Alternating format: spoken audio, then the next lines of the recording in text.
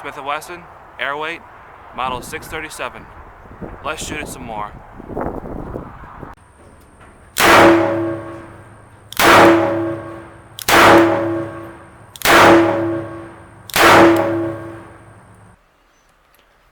Alright, today's review is going to be on the Model 637, which is a stainless steel version of the old Model 37 made by Smith Wesson that's no longer in production.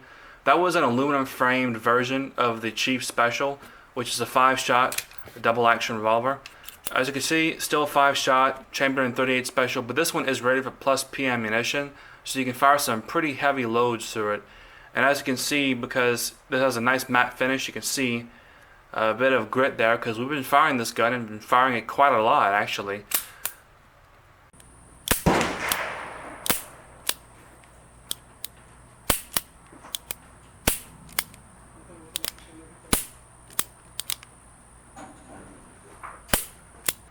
And overall, the accuracy for this gun is actually quite good for a gun of this type. We only have a 2-inch barrel, and the grip itself is a nice boot grip.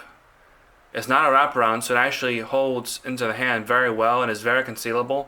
But your pinky wants to ride. Of course, I have larger hands, but I don't think your situation would be any better. And of course, we have the cylinder release right here. Pop out the cylinder. You can see the ejector rod at work. 5 shots of .38 Special. Pretty much a gold standard for self-defense. And a lot of newer Smiths, of course, they have the MIM'd parts. You see there's no more hammer-mounted firing pin, and there's a little key lock there that you can use if you choose to do so. Of course, I prefer to just throw the little key away because this is a defensive firearm and I don't want to fiddle with any of that. And you can see the sight picture is basically gutter sights. Basically what you use for social work. Nothing fancy, nothing for targets. This is meant for up close and personal self-defense work. And at 15.5 ounces fully loaded, it's very lightweight, and of course the overall package is very nice and form-fitting to your body.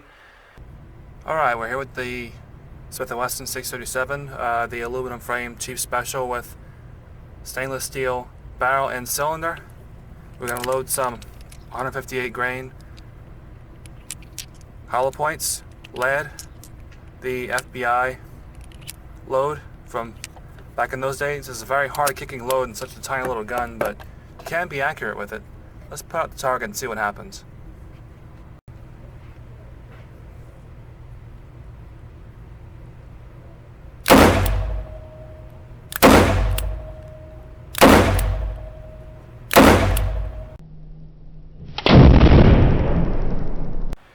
Now my overall impressions of this gun, coming back from the range after firing hundreds of rounds through it, is that the gun is 100% reliable, 100% reliable, and is both accurate both in single action and in double action at close range, about 7 yards. You can get nice double action and single action hits out to 25 too, but with +P rounds, I found myself really jerking the trigger on this thing and throwing a few wild shots, so I mostly stuck with standard pressure stuff, and that's what I recommend you go with too, because +P ammunition in a small gun like this will definitely rock your world a little bit, especially since this gun is usually stereotyped as a woman's gun or a weak person's gun. In general, the +P stuff will really rock your world and you might not even want to shoot it.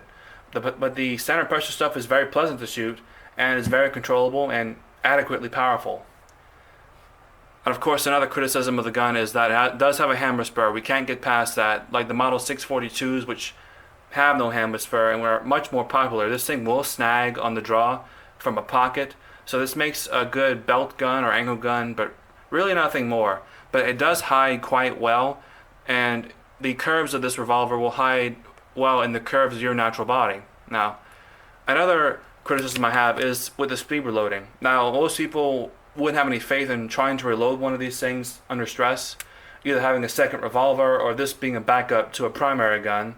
But I like to practice my reloading skills, and I found that I use my weak hand to grip the gun and fire the gun, but I use my strong left hand to push them in. Okay? Of course, we're letting gravity be our friend here, but we still have to shake it off. Like sometimes it does not want to come off at all because the grip still gets in the way. I like to see this shaved off. If I can get this out. I'm going to go ahead and pause the camera so we can get this damn thing out. That worked better than expected. Anyway, I would like to see this shaved off a little bit more for easier use of a speed loader. Get those out.